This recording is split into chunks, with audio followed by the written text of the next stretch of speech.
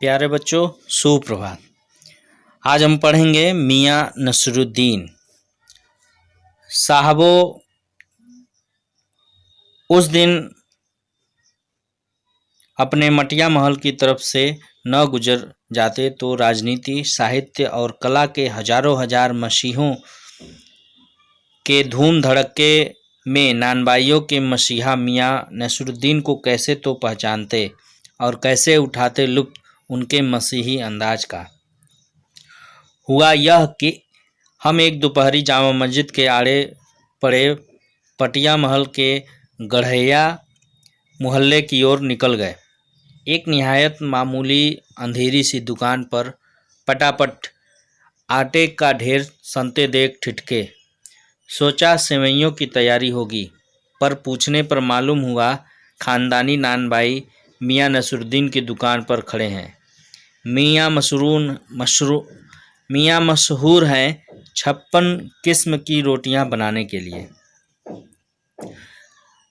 हमने जो अंदर झांका तो पाया मियाँ चारपाई पर बैठे बीड़ी का मजा ले रहे हैं। मौसमों की मार से पका चेहरा, आँखों में काइयाँ भोलापन और पेशानी पर मजे हुए कारीगर के तेवर। हमें गाहक समझ मियाँ ने नज़र उठाई। फरमाइए, झिझक से कहा। आपसे कुछ एक सवाल पूछने थे, आपको वक्त हो तो। मियाँ नसरुद्दीन ने पंचहजारी अंदाज से सिर हिलाया। निकाल लेंगे वक्त थोड़ा, पर यह तो कहिए आपको पूछना क्या है। फिर घूर कर देखा और जोड़ा, मियाँ कहीं अखबार नवीस तो नहीं हो। यह तो खोजियों की खुरापात है। हम तो अखबार बनाने वाले और अखबार पढ़ने वाले दोनों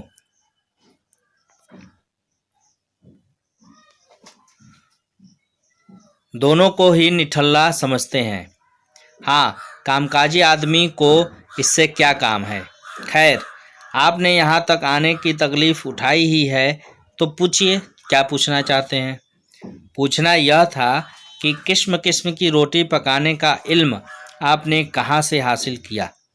मियाँ नसरुद्दीन ने आंखों के कंचे हम पर फेर दिए, फिर तरेर कर बोले, क्या मतलब? पूछिए साहब, नानबाई इल्म लेने कहीं और जाएगा क्या? नगीना साज के पास, क्या आईना साज के पास, क्या मीना साज के पास, या रफूगर रंगरेज या तेली तबोली के से सीखने जाएगा? क्या फरमा दिया साहब, यह तो हमारा खानदानी पेशा ठहरा। हाँ, इल्म की बात पूछिए तो जो कुछ भी सीखा अपने वालिद उस्ताद से ही। मतलब यह है कि हम घर से न निकले कि कोई पेशा अख्तियार करेंगे। जो बाप दादा का हुनर था वही उनसे पाया और वालिद मरहूम के उठ जाने पर आ बैठे उन्हीं के ठिये पर। आपके वालिद? मियाँ नसरुद्दीन की आंखें लम्हा भर को किसी भट्टी में गुम हो गई। लगा गहरी सोच में है, फिर सिर हिलाया। क्या आंखों के आगे चेहरा जिंदा हो गया? हाँ, हमारे वालिद साहब मशहूर थे मियाँ बरकत शाही नानबाई गढ़ैया वाले के नाम से, और अब उनके वालिद यानी कि हमारे दादा साहब थे आला नानबाई मियाँ कल्लन। आपको इन दोनों में से किसी किसी की भी कोई नसीहत याद हो? नसीहत का है कि मियाँ? काम करने से आता है, नसीहतों से नहीं। हाँ, वजह फरमाया है, पर यह तो बताइए कि जब आप हमने भट्टी की ओर इशारा किया, इस काम पर लगे तो वालिद साहब ने सीख के तौर पर कुछ तो कहा होगा। नसरुद्दीन साहब ने जल्दी जल्दी 2-3 कस खींचे, फिर गला साफ किया और बड़े अंदाज से बोले, अगर आपको कुछ कहलवाना ही है तो बताए दिए देते हैं। आप जानो, जब बच्चा उस्ताद के यहाँ पढ़ने बैठता है तो उस्ताद कहता है, क अलिफ, बच्चा कहता है अलिफ। कह बे, बच्चा कहता है बे। कह जीम, बच्चा कहता है जिम। इस बीच उस्ताद जोर से एक हाथ सिर पर धरता है और शागिर्द चुपचाप परवान करता है। समझे साहिब, एक तो पढ़ाई ऐसी और दूसरी। बात बीच में छोड़ सामने से गुजरते मीर साहब को आवाज़ दे डाली। कहो भाई मीर साहब, कहो भाई मीर साहिब, सुबह ना आना हुआ पर क्यों? मीर साहिब ने सिर हिलाया। मियाँ अभी लौट के आते हैं तो बतावेंगे। आप दूसरी पढ़ाई की बाबत कुछ कह रहे थे ना? इस बार मियाँ नसरुद्दीन ने यूँ सिर हिलाया कि सुकरात हो। हाँ, एक दूसरी पढ़ाई भी होती है, सुनिए। अगर बच्चे को भेजा मदरसे तो बच्चा न कच्ची में बैठा, न बैठा वो पक्की में, न दूसरी में, और जा बैठा तीसरी में। हम यह पूछेंगे कि उन 3 जमातों का क्या हुआ उन 3 क्लासों का। अपना ख्याल था कि मियाँ नसरुद्दीन नानबाई अपनी बात का निचोड़ भी निकालेंगे, पर वह हम ही पर दागते रहे। आप ही बताइए, उन 2-3 जमातों का क्या हुआ क्या? यह बात मेरी समझ के तो बाहर है। इस बार शाही नानबाई मियाँ कल्लन के पोते अपने बचे खुचे दांतों से खिलखिला कर हंस दिए। मतलब मेरा क्या साफ न था? लो साहिबो, अभी साफ हुआ जाता है, जरा सी देर को मान लीजिए।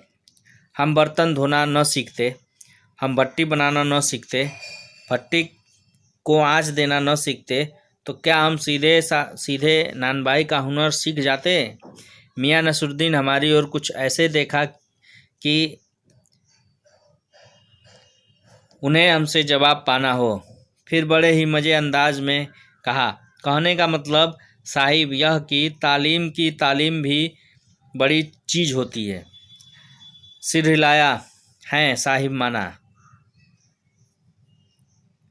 मियाँ नसरुद्दीन जोश में आ गए। हमने न लगाया होता खोमचा तो आज क्या यहाँ बैठे होते? मियाँ को खोमचे वाले दिनों में भड़कते देख हमने बात का रुख मोड़ा। आपने खानदानी नानबाई होने का जिक्र किया, क्या यहाँ और भी कोई नानबाई है? मियाँ ने घूरा। बहुतेरे, पर खानदानी नहीं। सुनिए, दिमाग में चक्कर काट गई है एक बात। हमारे बुजुर्गों से बादशाह सलामत ने यूँ कहा, मियाँ नानबाई कोई नई चीज़ खिला सकते हो? हुक्म कीजिए जहाँपनाह। बादशाह सलामत ने फरमाया, कोई ऐसी चीज़ बताओ जो न आग से पके न पानी से बने। क्या उनसे बनी ऐसी चीज़? क्यों न बनती साहिब, बनी और बादशाह सलामत ने खूब खाई और खूब सराही।